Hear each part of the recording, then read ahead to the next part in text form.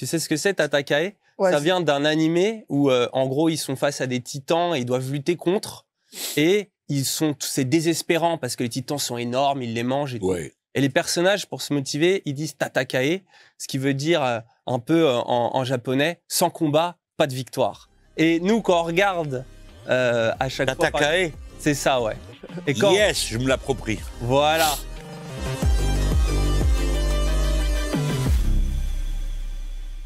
Bon, on est très content de te recevoir. Ça fait longtemps qu'on attendait ça. T'as été quelqu'un de très présent sur notre chaîne depuis longtemps. C'est vrai. Notamment les dernières élections. Nous, on les a beaucoup suivies.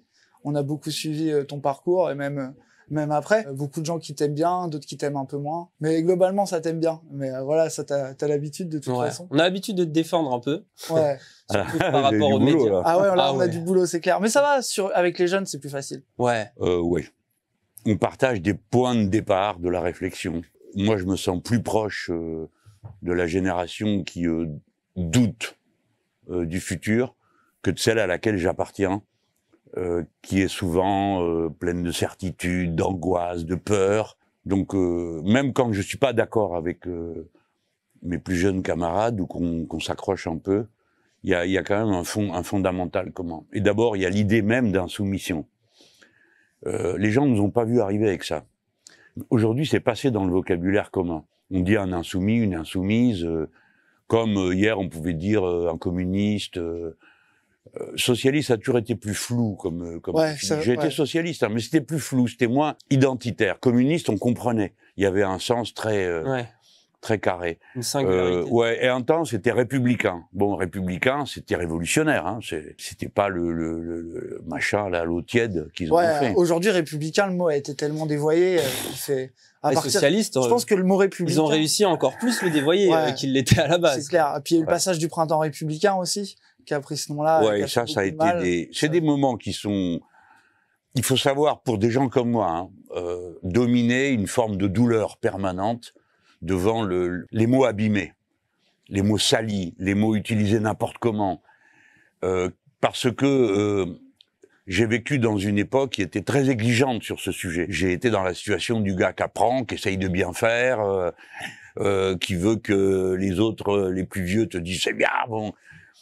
Et il y avait toujours cette exigence de la précision, du mot. On pouvait pas imaginer, par exemple, être un dirigeant politique de gauche sans lire, sans parler au moins une autre langue. Une rigueur. Une rigueur intellectuelle. Ouais. Alors, ça avait son inconvénient, c'est que ça pouvait tourner à l'esprit de système en 2 temps 3 mouvements. C'est-à-dire que tout le sujet, tac, tac, tac, tu fonctionnais un peu comme, à chaque case, tu avais comme un répondeur automatique. Ça avait un inconvénient, ça. On pouvait devenir, être obsédé par l'esprit de système. Et moi, je dis pas que j'y ai échappé, hein. J'étais pas exactement quelqu'un de très souple. Ouais. Ça s'est amélioré avec le temps. C'est la formation marxiste qui t'a fait ça. Oui. Ça t'a rendu un peu. Mais est-ce qu'ils ont pas perdu cette rigueur, mais sans gagner en souplesse, c'est-à-dire à plus convaincre les gens, à plus parler peut-être sur un aspect populaire? Parce que c'est ça, moi, que je vois, c'est qu'ils ont perdu la rigueur intellectuelle, mais ils sont restés insupportables, condescendants, méprisants. Il y a quelque chose comme ça. C'est-à-dire que si les raisons de critiquer, ou la compréhension de critiquer, je veux pas que le mot non plus soit... Si les raisons pour lesquelles tu entres en opposition ou en insoumission avec l'ordre des choses n'est plus claire, alors qu'est-ce qui se passe? Tu n'es pas dans le vide, tu es rattrapé par ta condition de classe, par les idées dominantes, par les goûts dominants, et tu n'es plus que ça.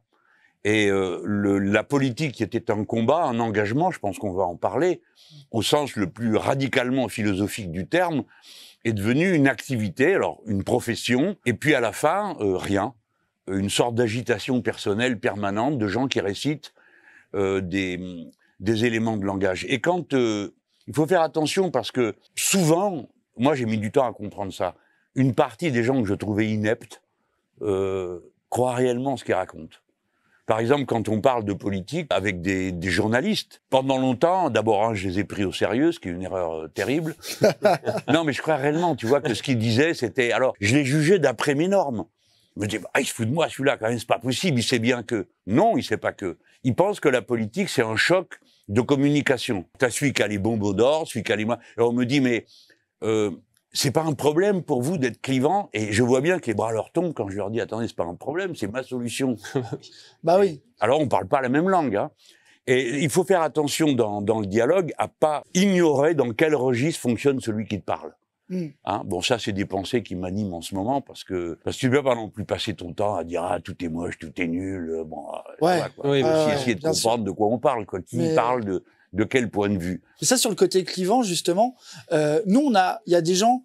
Nous, on a beaucoup défendu ça, la conflictualité, c'est un truc qu'on a beaucoup défendu. Mais il y a aussi des fois des jeunes qui sont en mode, mais quand est-ce que ça devient, ils appellent ça un contre son camp, tu vois. Quand est-ce que tu joues contre toi-même en étant trop clivant, tu vois, comme au foot.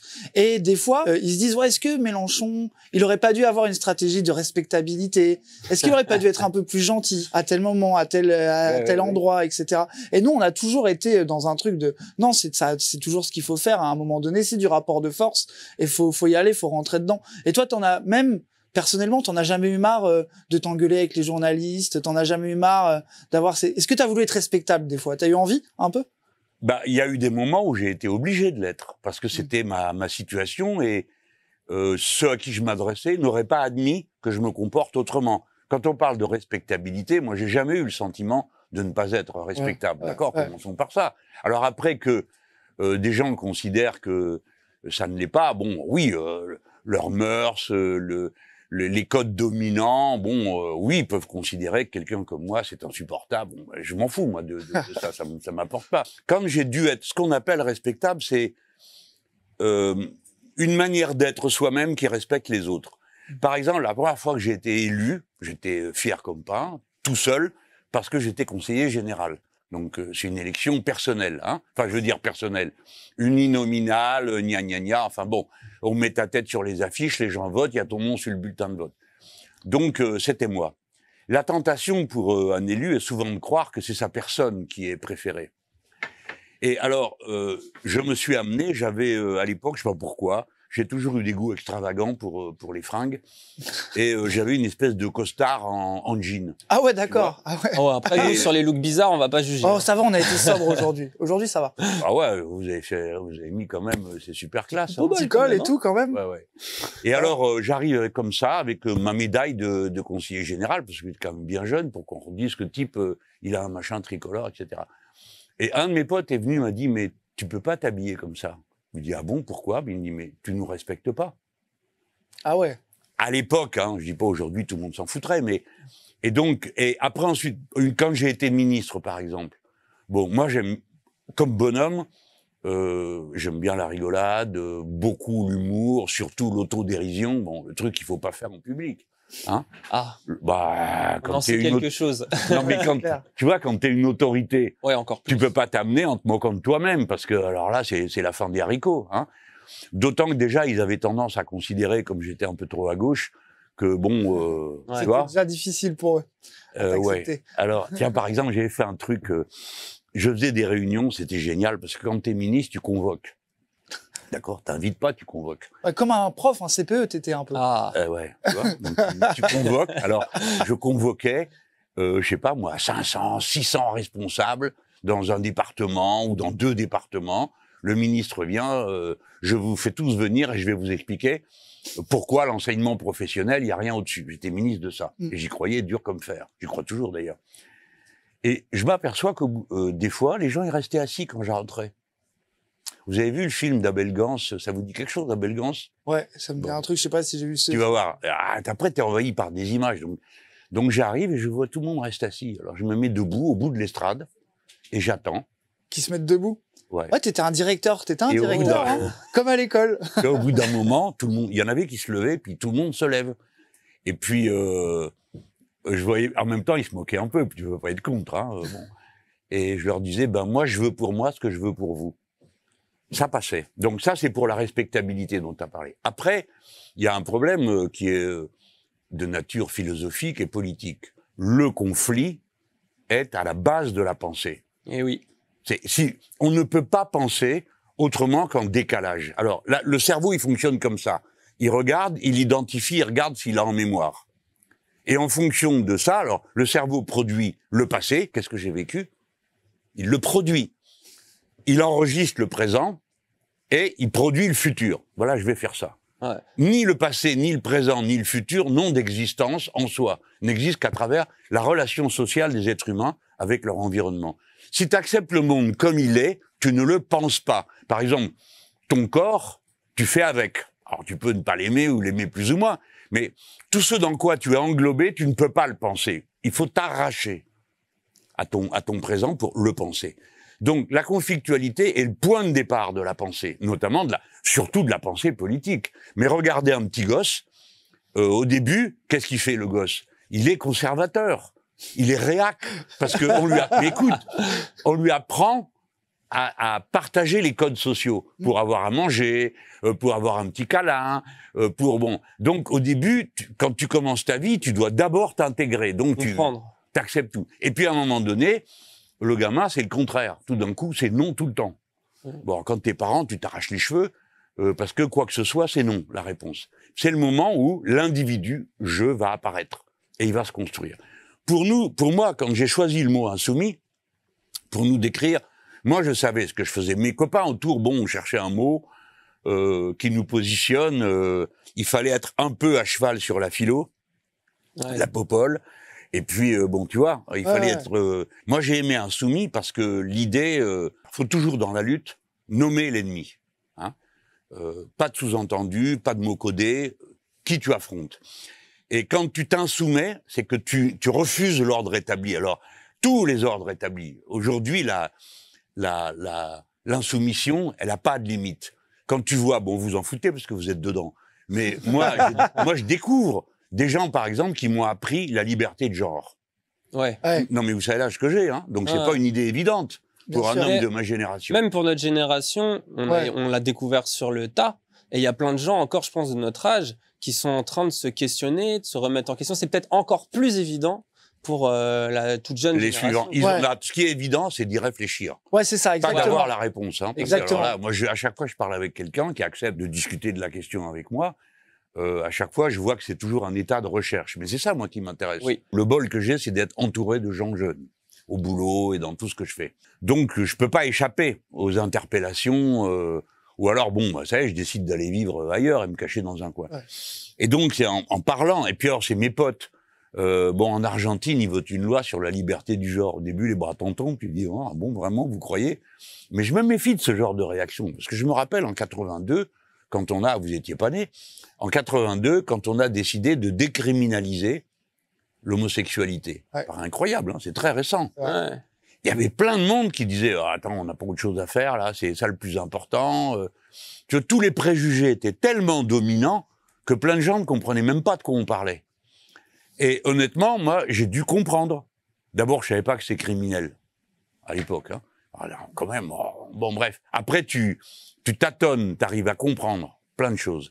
Donc, quand on est arrivé sur la liberté du genre, j'ai eu le même réflexe de dire, attention, on me dit que non, il faut pas en parler, justement, si, on va en parler.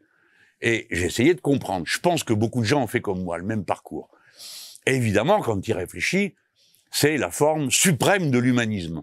Et oui. Mais oui, tu vois, c'est un peu comme la contraception ou l'IVG, ce qui était une aptitude biologique cesse d'être un destin social et une norme.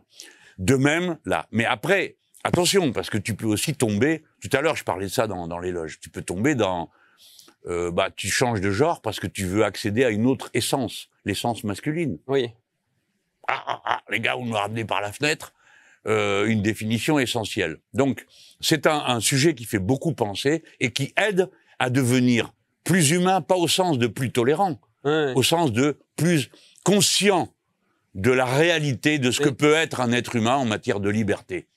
C'est pourquoi, pour moi, c'est devenu un thème. Alors, je sais que ça fait rigoler, surtout les abrutis d'extrême droite qui parlent de woke. Ah bah oui. Vraiment, c'est à pleurer de voir leurs bêtises, quoi. En fait, quand tu vois que leur angoisse, c'est l'idée de la fin du genre. Moi, je pense que justement, et tu le disais, c'est une histoire de très jeune. Même nous, on disait que même pour notre génération, tout le monde n'est pas encore totalement... qu'est-ce qui se passe? Tout le monde ne comprend pas forcément. Moi, je pense qu'on est au balbutiement de quelque chose. Et j'aime bien ton idée de dire, parfois, il faut se méfier de passer d'un essentialisme à l'autre. Ça va avec cette idée de Nietzsche que j'aime bien, qui dit « Fais attention quand tu déboulonnes une idole à ne pas en construire une nouvelle. » Bien sûr. Et en fait, je pense qu'elle est là, la réflexion queer. Toi, t'es un vrai Camusien. T'es un vrai Camusien. Non, mais je pense qu'elle est là, la réflexion queer. C'est aussi la réflexion de la fluidité. Et je pense qu'aujourd'hui, presque, il faut avoir cette humilité aussi de se dire, on est en train de comprendre quelque chose de comment pendant des milliers d'années on s'est comporté. Laissons le temps de nous tromper, de nous questionner et restons ouverts à ça parce qu'il se passe là une révolution humaniste, clairement. Oui, mais toi, tu vois, là, bon, je suis d'accord avec ce que tu viens de dire. Hein, je me reconnais dans ce que tu dis. Il y a un mot de trop. C'est humilité. Mais oui, parce que c'est pas humble du tout de s'interroger sur un sujet pareil. Ce qui est une évidence. L'orgueil. C'est que mais évidemment que c'est de l'orgueil, que c'est, moi, ça me va, hein. Que c'est démoniaque, que c'est, que tu mérites d'être puni pour ça. Parce que tu te soustrais à l'ordre qui t'a été donné. Tu n'es, t'es un garçon. Point. Comment tu vas discuter une chose pareille? Comment tu peux même avoir l'idée que ça se discute? Donc l'insoumission. Ben bien sûr. Alors, ça veut pas dire que l'insoumission, il faut bien qu'on se comprenne pour ceux qui vont réfléchir à ce qu'on dit. Ça veut pas dire on est contre tout. Ah, là, on va redevenir camusien. C'est que quand tu dis non, tu dis oui. Tu peux pas les détacher les deux, non et oui. Non à la domination, oui à la liberté. Oui à la liberté, non au n'importe quoi. Les deux vont marcher continuellement, et continuellement la pensée va marcher sur ces deux jambes. Oui, non, pour simplifier, hein, et un peu caricaturer. Et nous, l'insoumission, moi, cette idée de l'insoumission, je la vis comme à la fois comme un programme politique, parce qu'il y en a un, hein, mais aussi comme une dimension personnelle. Ce que tu viens de dire à l'instant sur qu'est-ce qui te sauve, c'est que tu regardes l'histoire. Tu vas te tourner vers le stock du passé. C'est ça qui va te permettre de dire, toi tu dis humilité, mais hein, j'accroche sur le mot comme ça pour, oui, pour donner la dimension flamboyante, tu vois, de l'affaire. Mais c'est l'histoire qui nous aide à penser la relativité des comportements humains. Comment ils ont pu changer autant, quoi. Mais est-ce que vous vous rendez compte que pendant des millénaires, on a vécu comme des nomades. Puis pendant des millénaires, on a vécu plus à la campagne qu'à la ville. Et que depuis 2008, pas il y a 100 ans, 2008, il y a plus de monde qui vit en ville qu'à la campagne. Bien sûr. L'humanité actuelle est une humanité entièrement nouvelle. Alors elle est constante parce qu'elle a des besoins à satisfaire essentiels, mais qui ne seront jamais satisfaits autrement que d'une manière avec un contenu culturel, hein. Mais cette humanité est entièrement nouvelle. Il y a une phrase qui dit « Chaque génération est un peuple nouveau ». Moi, j'ajoute « Chaque génération est une humanité nouvelle ». La pensée dite de gauche, elle a une racine dans l'histoire. Et il faut comprendre l'importance des idées pour nommer les choses. Si tu n'as pas le mot qui te permet de désigner quelque chose, tu ne peux pas le penser. Tu peux le ressentir, mais tu ne peux pas le penser et l'organiser avec le reste de ta pensée. La pensée de gauche, elle naît un jour où le roi, Louis XVI, dit sur le droit de veto, ceux qui sont contre à gauche, alors c'est les damnés qui vont aller avec le diable, tu vois, à la gauche, quoi. Et puis, à droite, tous ceux qui sont pour le droit de veto, ça tombe bien, c'est moi le roi, dit-il. En plus, moi, je suis de droit divin. Donc, on les met tous à droite parce que eux, ils vont être sauvés, ils vont aller au paradis, patati, patala. Bon, pas de bol pour lui, il y en a plus à gauche qu'à droite, il a perdu. Mais l'idée, c'était, il n'y a pas de souveraineté plus grande que celle du peuple. Il n'y a rien au-dessus.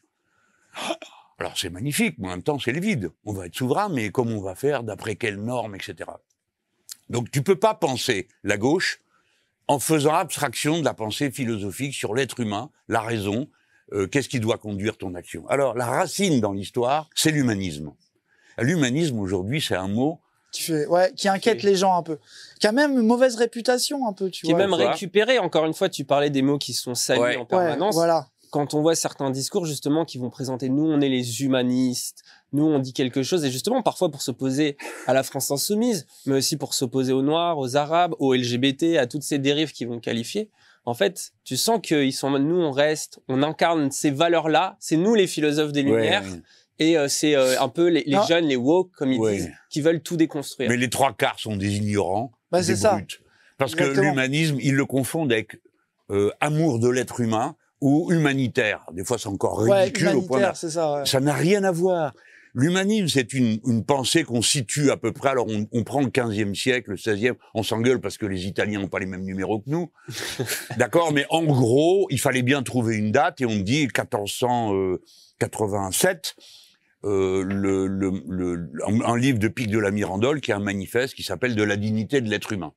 Et dont la conclusion est l'être humain est son propre auteur. Alors déjà, je vous dis pas qu'il devait mettre des bémols, parce que déjà, ça commençait mal.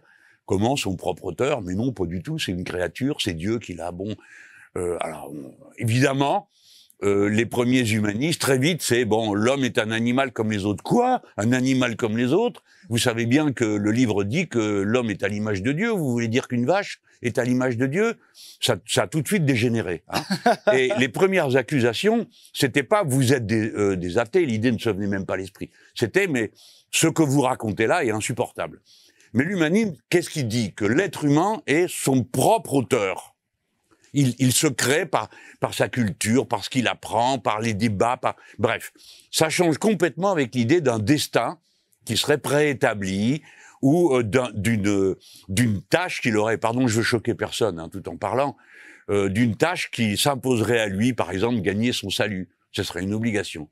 Alors moi, le dialogue que je peux avoir avec un croyant, c'est de dire, bah ouais, si tu penses que tu dois gagner ton salut, fais-le. Mais ça prouve que tu écris toi-même ton histoire. Ouais. Et ça n'empêche pas, quand on est croyant, de penser qu'on est aussi des êtres de culture et de penser ces choses-là. Et du coup, l'humanisme peut même aider un croyant à enrichir sa foi et probablement peut-être à trouver son salut.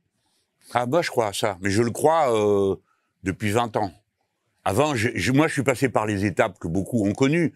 Élevé dans une religion, la religion catholique, croyant, m'intéressant à sa pensée, et de là, passant, parce que c'était les circonstances, je suis passé du christianisme basique, on fait son salut par les bonnes actions, en gros, hein. Je caricature un peu, que personne m'en veuille. Ils vont t'en vouloir un peu, mais c'est pas grave.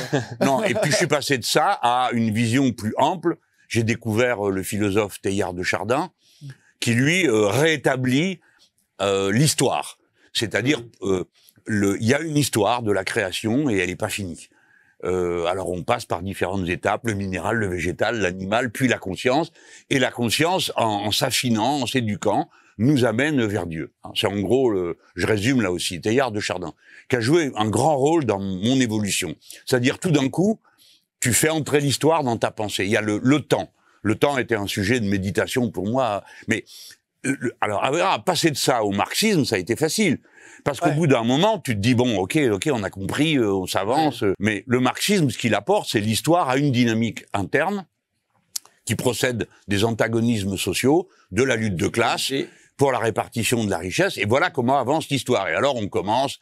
Il y a toutes les époques, Spartacus, alors c'est l'esclave contre le maître, le serf contre le seigneur, le prolétaire contre le bourgeois, et quand tu arrives à ce que je défends moi, c'est le peuple contre l'oligarchie. Ah, le peuple contre l'oligarchie. L'être humain se construisant dans le processus historique. Et c'est comme ça que s'est fait la soudure. Donc tu ne peux pas être de gauche, de gauche au sens où on entend traditionnellement, c'est pas seulement la souveraineté du peuple, être de gauche, c'est la souveraineté absolue, c'est-à-dire la maîtrise tout le temps de ce qu'on fait. Alors c'est une idée qui peut avoir très vite un caractère extrême, qui la défigure, ou un caractère ramollo qui fait que ça n'a plus aucun sens. Ouais, c'est ça. Tu peux tomber dans la mollesse, presque l'individualisme un peu gentil, tu vois. Ouais, carrément, carrément. Voilà. Alors, c'est pour ça qu'on se retrouve, parce que j'ai lu des trucs sur vous quand même avant de venir. Non, mais on partage l'idée de la conflictualité, pas comme une horreur, mais au contraire comme un moyen. C'est ça. Alors, le plus drôle, si vous voulez, que des bourgeois ou que l'idéologie bourgeoise s'indigne de la conflictualité, on le comprend, parce qu'ils ont surtout intérêt à ce qu'il n'y en ait pas. Qu'un journaliste s'indigne du fait, ou fasse semblant, parce que souvent ils savent bien à quoi s'en tenir eux-mêmes, que vous êtes clivant, c'est un problème, on passe. Mais des gens de gauche. Ouais, c'est ça. Alors là, ça te coupe les jambes, tu dis, mais écoutez les petits là, où vous êtes? Qui c'est qui vous a formé? C'est dans tous nos bouquins, c'est le point de départ. Le syndicaliste, qu'est-ce qu'il fait? Il apprend que sans lutte, t'as pas de résultat. Le socialiste de base, Jean Jaurès, ou je veux dire, avant même qu'on parle des différentes écoles du socialisme, le point de départ, c'était ça, c'est la conflictualité, la lutte de classe qui crée la conscience de classe. La conscience de classe, c'est pas une grâce divine qui te tombe dessus parce que d'un coup, alléluia. Et d'ailleurs, ceux qui pensent ça, souvent réduisent en quoi consiste la conscience de classe. Ce n'est pas juste un reflet de ta condition sociale. La politique a de l'autonomie. Autrement dit, tu peux mener une lutte de classe implacable, pas pour partager la richesse, mais pour partager la dignité. Tu peux être à fond contre celui qui a donné l'ordre, qui est abject dans sa domination, juste parce que, moralement, c'est insupportable. Ouais. Donc, il ne faut pas réduire la lutte de classe à la théorie absurde du fait que la conscience sociale est seulement un reflet des conditions sociales d'existence. C'est un reflet aussi de l'idée que tu te fais de toi-même. T'as plein de gens qui vont mourir pour une idée comme la liberté, qui est quand même une idée pas très claire. L'égalité, alors là, ça va encore mieux. Alors la fraternité, là, on est carrément dans l'abstraction. Et qui vont pas se faire tuer pour un différentiel d'inflation, alors que ça va leur coûter beaucoup plus cher. Hein. Ouais, bien sûr. Donc les êtres humains sont des êtres sociaux et des êtres de culture. Et ils s'autoproduisent. Voilà, ça, on a posé cet objet sur la table ce soir. Et si on entend ce que je raconte, on comprend tout le reste de ce que je raconte, parce que tout est ramené à ça. Et je ne comprends pas comment on peut être de gauche sans ça. Ouais, c'est ce que tu disais dans l'émission Backseat. Tu disais, il faut, pour avoir une stratégie avant tout, il faut une vision claire. Il faut avoir justement cette réflexion-là, comment dire, que nous on qualifie souvent, nous on utilise même les termes qui font peur, les termes matérialisme, les termes dialectiques, qui sont des mots issus du marxisme, mais pas que, et on les remet sur le devant de la scène. Alors parfois les mots font un peu peur, ils peuvent un peu effrayer les gens, mais pour nous c'est hyper important pour précisément ce que tu viens de dire, c'est que je ne vois pas comment on peut penser, se penser autrement. Et c'est ça qui, en plus, pour moi, répond parfaitement à l'attaque que fait un peu la droite et les médias en général, qui est que le wokisme, c'est de la posture. C'est-à-dire qu'on vient et qu'on dit, ouais, je suis de gauche car je suis gentil. Moi, je suis pas de gauche parce que je suis gentil, je suis de gauche parce que j'ai une conception de la vie qui est entière et la politique s'y inscrit. Bon, moi, je partage ça avec vous, et puis j'ajoute, et je suis plus implacable, c'est que l'action sans la théorie est aveugle. Et la théorie sans l'action est absurde. Donc, alors c'est même pas moi qui ai inventé ça, c'est une formule de Kant. Hein, mais elle vaut pour tout le temps. Si vous n'avez pas une théorie claire du monde dans lequel vous vivez, vous ne pouvez pas le comprendre au sens de le prendre avec soi et le combattre. Tu vas combattre quoi sinon ? Machin est pas gentil, truc, alors on va dire, mais il est peut-être pas gentil, mais il a réussi, ce qu'il fait est bien. Ou bien on dit, moi je vous souhaite de rêver d'être milliardaire. Et toi, tu passes derrière, tu dis, mais attends, c'est un cauchemar, c'est pas un rêve, ton truc. Parce que c'est immoral de vouloir être milliardaire. Vous connaissez ma pensée sur le sujet. Bien sûr. Mais en tout cas, c'est pour ça que j'ai autant bossé sur la théorie. Parce que ce qui m'a libéré, moi, j'ai eu de la chance. Donc, je vous ai raconté comment je suis passé du christianisme militant au marxisme. Alors après, j'en ai peut-être un peu rajouté. Parce que j'étais vraiment horriblement anticlérical et bon. Tu regrettes ? T'as l'air de regretter là. Tu regrettes ton côté anticlérical ? Non, mais c'était une époque. Est-ce que c'est pas la naissance ? C'est-à-dire que le refus des appareils cléricaux, je l'ai toujours. Et pour moi, peu importe la soutane, hein, ça m'est égal. Je suis contre. Et notamment contre le mélange de la politique et de la religion. Même si, dans l'action politique, quelqu'un peut avoir des motivations qui ont à voir avec la foi. Mais c'est pas parce que moi je pense que, alors toi aussi de force. Hein. Et si tu le fais pas, bon, c'est que t'es pécamineux. Donc l'idée de la liberté suppose que tu choisis. Et quand il y a eu les premières lois laïques, tu as eu des chrétiens comme Lamennais qui disaient mais nous on est d'accord, on veut pas être la religion officielle. On veut que ça vienne de soi, de la grâce, de Dieu, de ce que tu veux. Hein, voilà. Donc, je sais plus de quoi on était parti pour revenir à la religion. Mais oui, ce que je voulais dire, c'est que ce que je peux regretter, c'est à l'époque, mais peu importe, c'est du passé, c'est fait. Oui, bien sûr. C'est d'avoir en quelque sorte été jusqu'au point, en définitive, d'ignorer ou de nier le fait qu'il y a une spiritualité matérialiste. Exactement. Et ça, justement, est-ce que tu as vécu cette transformation, disons, peut-être remplacer une espèce de parcours religieux au départ par quelque chose de poétique ? Je sais que tu cites beaucoup Édouard Glissant, notamment sur le concept de créolisation. Mais ce qui est très intéressant chez Édouard Glissant, et c'est pas le seul à penser ça, mais c'est cette idée que la philosophie permet de penser les choses, notamment sur un mode rationnel, etc. Mais qu'à un moment donné, il faut aussi pouvoir penser l'aspect poétique de la vie. Et on peut se retrouver dans cette forme. Alors, on pourrait parler de mystique, on pourrait parler de rapport poétique au monde, on pourrait parler de spiritualité, mais on peut se retrouver comme ça, en étant athée, ou en tout cas dans le doute vis-à-vis d'une religion, et avoir quand même ce rapport-là où on cherche à faire du sens avec son existence, mais pas juste pour trouver en mode développement personnel, pas juste pour trouver sa voie, vraiment aussi en s'inscrivant avec les autres, c'est-à-dire le collectif, la société, mais aussi avec le monde quelque part. Et là-dedans, il y a une grande richesse. En tout cas, moi, c'est une richesse qui m'a sauvé personnellement. Et c'est ce que j'entends souvent, moi, dans ce que tu dis et dans ce que tu es en train de sous-entendre actuellement. Quand est-ce que toi, il y a ce glissement, ce basculement ? Je peux le prendre par plusieurs côtés.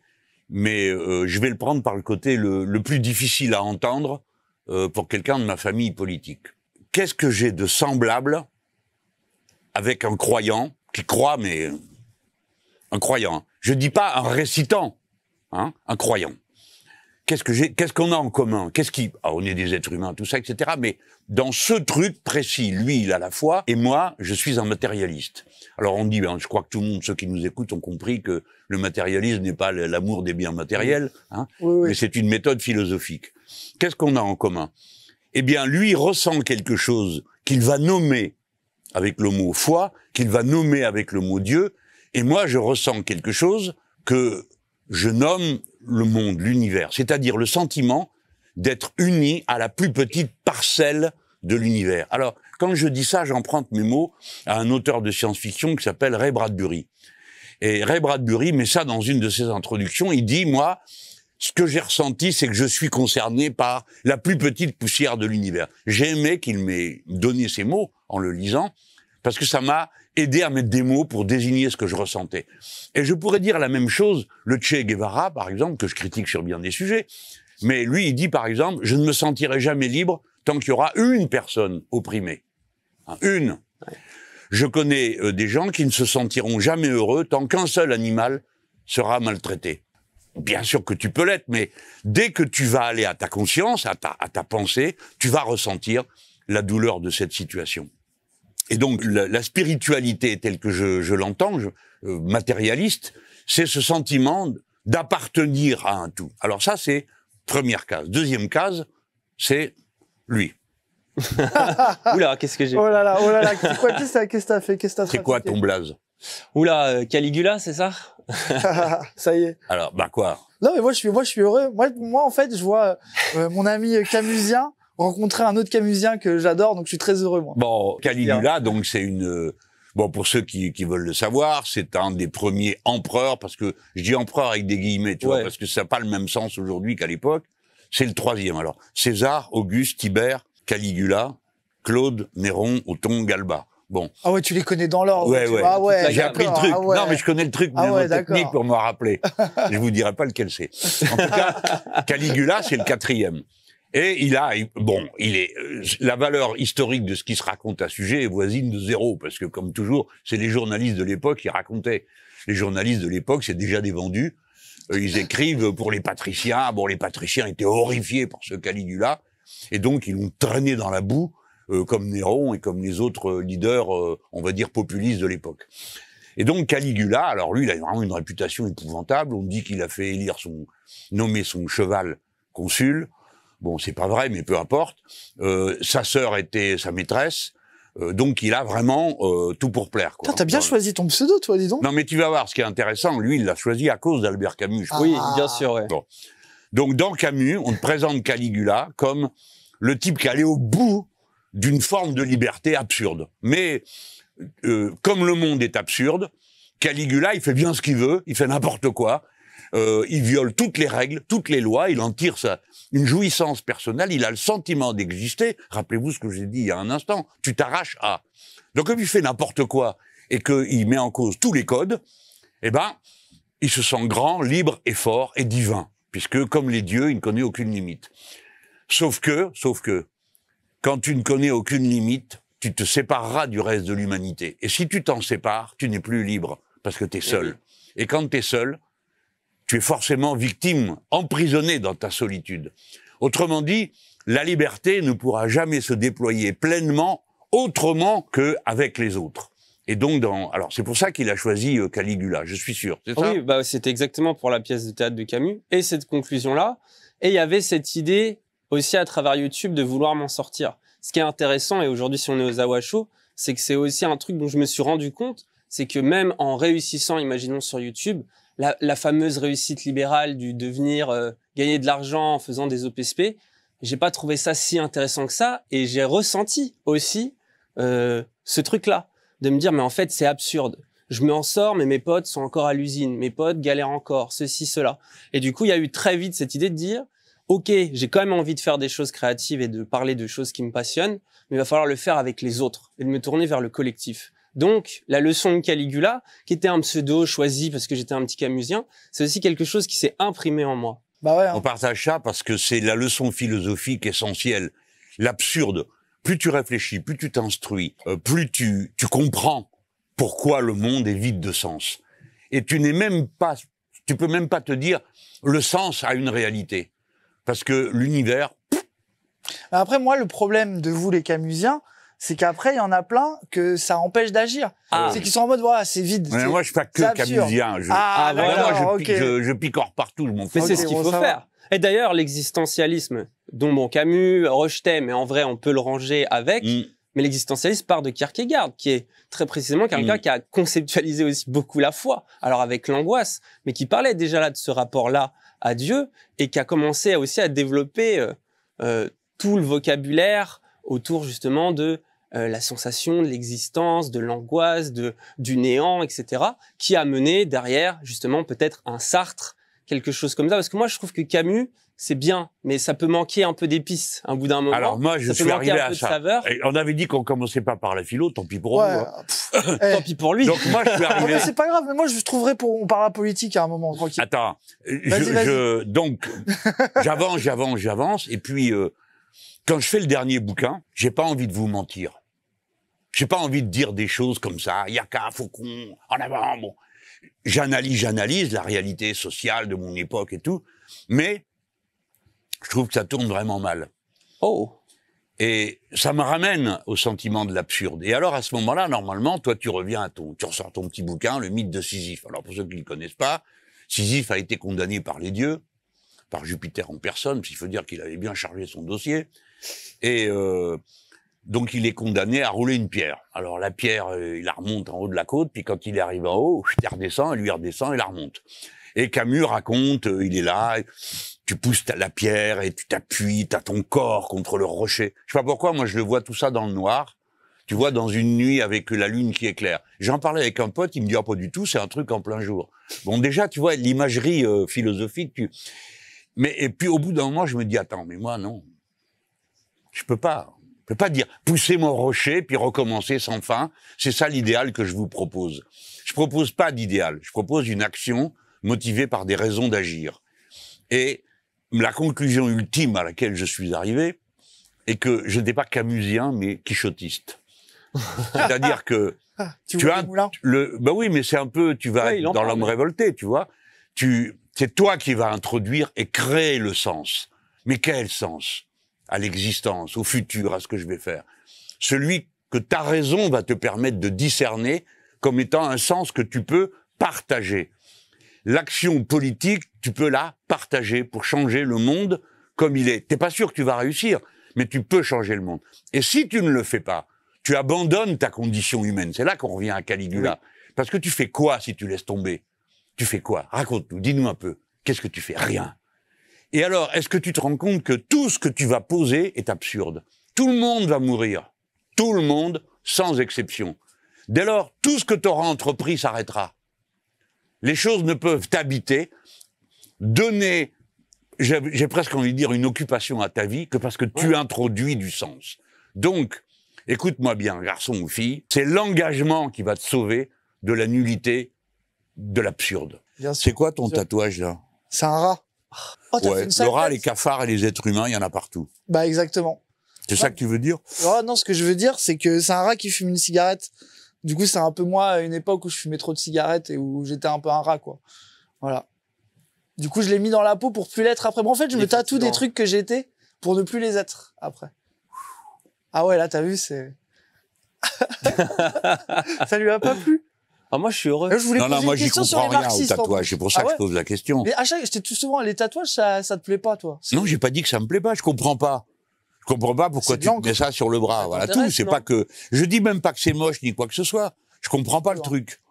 l'idée de... Alors on m'a dit une fois, parce que j'ai connu quelqu'un qui avait un tatouage derrière l'épaule. Je dis, alors là, je comprends encore moins. Oui, parce qu'on le voit pas. Tu le vois pas. Elle m'a dit, oui, mais les autres le voient. Et donc, la personne qui m'a raconté ça était satisfaite de créer cette ambiance. Voilà. Bah ouais. Mais ça reste une énigme Non, pour moi. ça Je trouverai. J'ai encore Bah ouais. Mais lui, 30 ou 40 lui, ans à regarde, ce vivre. philosophe, il a écrit Amor Fati sur ses doigts. Tu vois, donc là, vraiment. Qu'est-ce que t'as écrit? Amor Fati. La locution latine. Nietzsche. Mais quoi, je Toujours comprends pas. Amor fati, aime ton destin. Ah, C'est une locution latine que reprend Nietzsche pour dire justement cette idée que quoi qu'il ton arrive. destin. Oui, mais Bonjour, il l'apprend avec l'humanisme à la ironie. noix. Nietzsche, Hein tu te doutes qu'il l'apprend avec ironie. C'est toi qui te fais engueuler, je suis Bah trop ouais, mais on se heureux. fait engueuler tous les deux parce qu'on a des tatouages. Ah ouais, je suis trop heureux. Bah oui, bah Mais moi, je suis d'accord. Je trouve Non, mais que- le destin, mais on des en petits a coups. besoin, des fois, pour t'aider à encaisser des coups. Ouais. Ça t'aide. Tu vois, par exemple, un soir d'élection où tu rates le deuxième tour à 400 000 voix. Ah, Tu vois l'histoire qui te passe au bout des doigts et t'as un doute. Hein?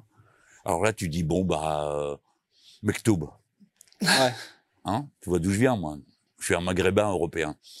Donc, Maghrébin Mektoub. européen. Bah quoi, c'est la vérité. Oh, ouais, non, mais ça me fait rire. Les Ça gens, te fait rire, ça me tu fait méprises les rire. des gens. maghrébins. Ah non, je ris pas des maghrébins, je ris de Ah bon l'expression maghrébin européen. Bah oui. Non, non, mais je comprends ce que tu veux dire. Bah, quand t'es né au Maghreb Ouais, bien sûr. et que tes ancêtres pauvres comme Job sont enterrés là-bas, bah, t'es un sûr. maghrébin européen. Bien sûr. Non, mais c'est. C'est une identité-relation. Il dirait ça glissant. Ouais, ouais. Bon, ouais, d'accord. Une identité, relation. Bah oui. C'est bien, Bah t'as oui, un bon mais Mais mot. ça, en plus, c'est moi qui ai décidé de me nommer comme ça, par, tu sais, progressive. Je crois pas aux racines et tous ces trucs, ça m'exaspère. Je crois plutôt au feuillage, moi. Tant qu'à être un arbre, autant être du côté de la lumière. Mais ça m'amuse puisqu'ils sont tous à la recherche d'identité qui expliquerait. Je trouve que c'est réac, le concept d'identité. Parce que ça veut dire que tu vas reproduire une tradition. Oui. Le futur n'est pas une invention, c'est une reproduction permanente. Le passé doit être reproduit. Je dois être comme mon père, comme mon grand-père, comme mon arrière-grand-père, parce que je suis un homme. Hein. Bon, problème, il n'y en avait pas deux pareils. Alors l'un était sicilien, l'autre était andalou, il était pauvre comme Job, ils vont là-bas, ils font ci, ils font là, bon. Donc je n'accroche pas, mais je comprends de quoi on parle, hein, évidemment. Même si à moi, ça ne me parle pas. Bon, alors après, il y a ce que je ressens. Quand je suis au Maghreb, je suis bien. Ouais. Et quand je suis dans mon pays natal, le Maroc, je me sens très bien.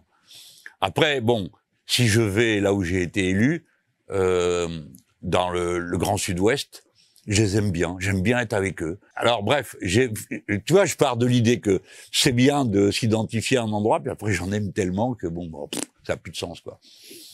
Ça a plus de sens. Mais Donc, le Mektoub, quand même. tu dois accepter, ça t'aide à vivre. Ouais. On n'a pas besoin de penser pour se rendre malheureux. On pense pour, au contraire, participer, inclure. Bon, moi, les penseurs dont j'admire le plus la démarche, je vais vous décevoir. C'est pas Karl Marx, c'est François Rabelais. Parce que Rabelais va introduire le rire comme une manière de se libérer. Et tu vas attendre 2 siècles avant de tomber sur Spinoza et voir le rire réapparaître. C'est-à-dire le refus de l'idée que le monde est une vallée de larmes. En gros, qu'on est là pour en chier. Non, pas du tout. On est là pour essayer de trouver par tous les moyens possibles comment être heureux, comment être bien. La joie. Et bah oui, la joie est révolutionnaire, à condition que ça soit pas une forme de la résignation. Ah. Tu vois, qu'est-ce que je suis bien, j'ai trouvé la bonne pantoufle, elle est à ma taille. Ouais. Bah ouais, Mais mais est-ce qu'on peut vraiment être heureux dans ça? Moi, je crois pas. Hein. Je pense même que le confort, ça doit gaver le cerveau de cortisol. On finit stressé, on a peur de le perdre. On est là tout le temps à se dire et si les autres m'en arrachent un bout. Et ça crée ces personnages qu'on voit d'ailleurs parfois, ceux mêmes qui. T'es gourmand? Moi, gourmand? Est-ce que t'es gourmand? Ah ouais, de plein de choses. Ouais. Eh ben alors, quand tu manges quelque chose qui te plaît vachement, tu te dis ça pourrait être dégueulasse. Non. Non, bien sûr que non. Non, mais c'est pour dire que la volonté d'être heureux, quand t'es entouré de malheur, d'abord, t'oblige à l'action sociale et politique, Tout à fait. et 2, toi à composer, à trouver les règles du compromis que t'as avec la réalité. Tu vas pas non plus passer ta vie à écorcher, parce que c'est pas supportable. Donc, tu vas trouver des compromis. Alors, bien sûr, le compromis, il risque à la fin, t'en mets une telle pile que ça devient une pure compromission et tu cesses le combat. Mais justement, la conscience insoumise, elle est toujours sur le bord du toit. j'ai trouvé un truc intéressant, c'est que tu disais, toi qui as connu quand même la gauche à un moment donné, même forte, puissante, qu'aujourd'hui tu as senti une sorte de, un peu un désespoir, quoi. Que il y avait quelque chose comme ça là qui t'attriste un peu. Et nous, ça, c'est un sentiment dans notre génération. Et là, je peux vraiment parler de notre génération. Ouais. Peut-être même ce qu'on ressent nous, parce que sur Twitch, on a un chat qui parle, qui commente, qui tous les jours nous envoie des messages. Et il nous parle souvent de ça. Nous, c'est ce qu'on appelle les jeunes un peu le dooming, c'est-à-dire le nihilisme qui revient et qui inquiète parce que le fascisme monte, parce que la planète meurt. Et on dirait que certains continuent de foncer sur l'autoroute libérale et de rien faire du tout. Et ça, ce sentiment-là, il paralyse un petit peu. Et en fait, c'est là ma question, du coup, elle a une sorte de double. C'est comment toi, tu vois ça? Et je pense que ça va faire écho à tout ce qu'on a un peu discuté aussi au début. C'est comment est-ce qu'on fait pour sortir de ça? Est-ce qu'il y a une recette? Et pourquoi peut-être qu'il faut que le combat continue, comme tu disais, Raz? Bon, on a commencé par ça. Hein. On a déjà apporté une réponse individuelle. Ouais. Je ne sais pas si on a convaincu, mais on a montré que le quichotisme de l'engagement était une manière de surmonter le désespoir et l'absurde. Savoir si ça vaut la peine, c'est aussi absurde que se demander si ça a un sens de vivre. Tu vis et tu sais que tu vas mourir. Et tous les jours, tu essayes de faire quelque chose de bien. Maintenant, on arrive dans l'efficacité. Alors, il y a une belle formule qui dit que on a le pessimisme de la raison. C'est-à-dire, tu te dis, oh là là, c'est tellement mal barré. Puis alors, ils en tiennent une couche, hein, ceux qu'on a contre nous. Il y a un gars, un jour, il est maire de Clermont-Ferrand. C'était un chimiste. J'étais socialiste à l'époque. Et je lui dis, mais écoute, voilà, on me saoule là. C'était au tout début. Hein, le changement climatique, c'est cyclique de la planète ou c'est l'activité humaine? Et lui, il me dit, t'as les deux, mais l'activité humaine est décisive, elle a accéléré tous les rythmes et elle va tout perturber. Il m'explique le truc. Et je lui dis, mais c'est quoi les signaux d'alerte totale, tu vois? D'alerte. Bon. Il me dit, bah, il réfléchit, puis il me dit, écoute, quand tu verras des glaçons avec du méthane dedans remonter du fond de la mer, tu peux vraiment te poser des questions, parce que le méthane, c'est pire que le CO2 comme effet de serre, et s'il remonte du fond de la mer, c'est qu'elle s'est réchauffée. Un jour, je lis dans un petit coin, dans un journal, un mec qui dit « C'est formidable, il remonte des glaçons avec du méthane, on va pouvoir l'extraire pour le vendre. » Alors là, tu te dis « Ah, c'est pas vrai !» Alors, c'est ça qui fait que le néolibéralisme... Après, chacun de nous est libre hein, d'agir. Tu peux fumer à te faire crever. Hein. Tu peux t'arrêter aussi. Bon, t'es libre. Tu peux te dire « Je n'ai rien à fiche. » Pourquoi pas? T'en as rien à fiche, la planète va se bousiller, bah, tu t'en fous, parce que c'est pas toi que ça concerne. Tu peux croire ça. Ni tes enfants, ah là, c'est un peu plus difficile à avaler. Ni tes petits-enfants. Ah bah attends, qu'est-ce que t'as dit qu'on pouvait faire? Voilà. Donc, tu peux t'en foutre, ou tu peux décider que tu fais quelque chose. Et c'est là que tu dois avoir l'optimisme de l'action. Tu sais que ça va vachement mal, mais tu vas agir et ça va transformer les choses. Moi, je quitte le PS, et ils se foutaient de ma gueule partout, parce qu'on était 2 députés. Ils disaient « Ah, vous êtes 2 !» Une autre fois, on m'a fait ça, à la une du Parisien. Les Insoumis, 3 adhérents. Bon, vous êtes 2, alors tout accable. Et puis on m'a dit « Écoute, les chichons du PS, on en a vu d'autres dans l'histoire, tu sais. Il n'y en a aucune qui a jamais abouti à rien. Mais le raisonnement, la théorie, pas une impulsion comme ça, me fait dire, avec d'autres camarades, on est sûr qu'il y a un point de passage. On l'a vu. Il est là. Il n'est pas entre le PS et le centre. Il est entre ce que portait le PS, c'est-à-dire l'espoir de changer la société, et les communistes dans le front de gauche ou dans le programme commun, et, ça va vous arracher les oreilles, l'extrême gauche. Pourquoi? Parce que en 2007, bah, t'as 5% pour Arlette-Laguillet, 5% pour Besancenot. 10% au total. Où il y a 10% de trotskistes dans ce pays. Il n'y a pas 10% de trotskistes. Mais il y a 10% de gens qui veulent une rupture avec le capitalisme parce qu'ils ont compris que ce truc est mortel. Et pourquoi il est mortel? Parce qu'il profite de ses propres turpitudes. Il crée la pagaille et sur la pagaille, il s'enrichit.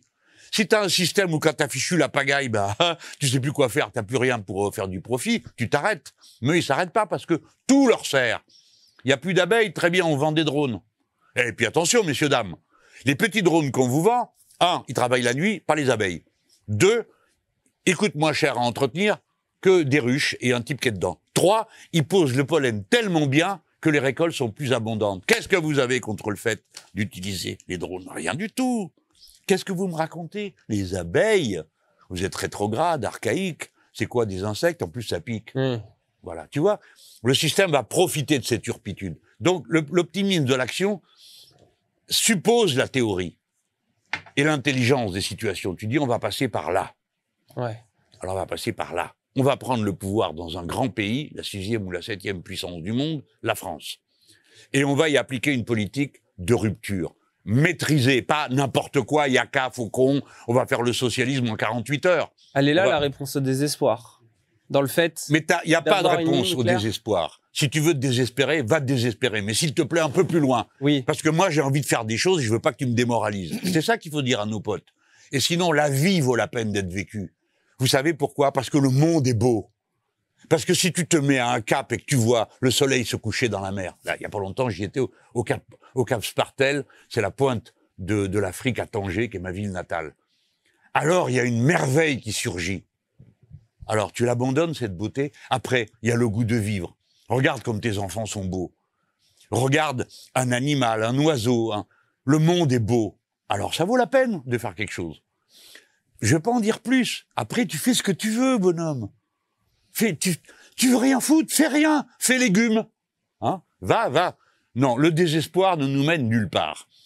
Et, comment dire, le désespoir, faut regarder le mot, comment il est fait. C'est sortir de l'espoir. Il y a un philosophe, qui est Comte Sponville. Alors lui, il s'est planté, c'est génial ce qu'il raconte et ce qu'il écrit, mais tu vois, le mec qui propose le désespoir comme ligne philosophique. Désespoir de vivre. C'est-à-dire, ne te projette pas sans arrêt. Ne dis pas, aujourd'hui j'en chie, je supporte, mais demain ça va aller mieux. Dis-toi, je veux être heureux maintenant. Alors tu vas chercher la solution collective, parce que tu peux pas être heureux si tu es dans la rue tout nu et sans dormir. Et puis la réponse personnelle, c'est-à-dire, même si tu as du blé et que tu dors au chaud, ben ça suffit pas pour être heureux. Faut aussi aller piocher en soi d'autres choses. Hein. Voilà pourquoi l'idéal, ça m'ennuie de dire de gauche, mais l'idéal dont nous sommes porteurs, c'est un idéal global. C'est pas juste un petit bout. Augmentez-moi mes allocations ou un petit bout. Augmentez-moi mon salaire. Il faut augmenter les salaires, il faut augmenter les allocations. Mais c'est pas que ça, c'est aussi d'autres choses. Alors, ensuite, ce qu'on a sous les yeux, il fallait à chaque étape savoir quoi faire. Avoir la patience. La première fois, un peu plus de 11%. La deuxième fois, 19%. Il m'a déjà donné mort 10 fois. Hein. Voilà, votre truc, ça. Alors là, tout d'un coup, il se passe un truc du jamais vu dans l'histoire. En 2022, moi, j'avais la grosse pancarte derrière, gueule comme un âne quand on me perquisitionne. Hein. Donc, Le Monde. L'image abîmée de Monsieur Mélenchon pendant 4 ans et demi, tu vois. Chaque fois, on ressortait ça qu'il fallait. Bon. Et les gens, ils s'en foutent de ça. Ils réfléchissent. Même ceux qui m'aiment pas. Qui disent, oh, ce type, il braille trop, il parle trop fort, il me remue les mains sans arrêt. Mais ça, c'est dans la classe moyenne, tu vois, un peu... Ouais. Mais ils ont un défaut, c'est des petits bourgeois, très soucieux de bienséance. Mais ils ont une qualité, ils sont instruits. Ils réfléchissent. Et à la fin, ils disent, d'accord, sa veste est pas croyable, j'en veux pas pour moi, mais elle lui va très bien. Hein, je dis ça pour lui. Tu vois? Alors tu reconnais une évidence, cette veste va très bien. Bon, personnellement, je la trouve moche, mais je la mettrai pas. Hein, mais elle te va super bien. Donc les types se disent quand même, au milieu de ces néants ambulants qu'il y a là, celui-là, il dit quelque chose qui tient la mer. Et donc, nous, on continue à travailler à notre manière, c'est-à-dire par la conflictualité, gagner de l'affection, les affects ça compte, du respect. Les mecs se disent, avec ce qu'ils prennent, avec ce qu'ils prennent, ils sont encore là, comme vous. Hein. Ils sont encore là, ils tiennent bon. Et puis, de la raison. Parce que c'est vrai que ce qu'il dit, finalement, c'est praticable. Donc, on avance. Donc, la dernière fois, il se produit un événement énorme dont on ne peut pas se rendre compte quand on ne connaît pas l'histoire de la gauche. C'est la première fois dans l'histoire de la gauche qu'une scission, au départ du PS et de quelques groupuscules, donne une solution majoritaire à gauche. Et puis pas un peu, les petits, pas un peu. Je rappelle à ceux qui m'ont traité de tous les noms que le PS, il a fait 2% et nous 22, c'est-à-dire 10 fois plus. L'écart est passé de 1 à 5 où on était nous, de 1 à... Voilà. Ouais. Et les autres, pareil. Donc pourquoi les gens, au lieu de se dire Mélenchon est un dingue et je l'aime pas, demandez-vous pourquoi.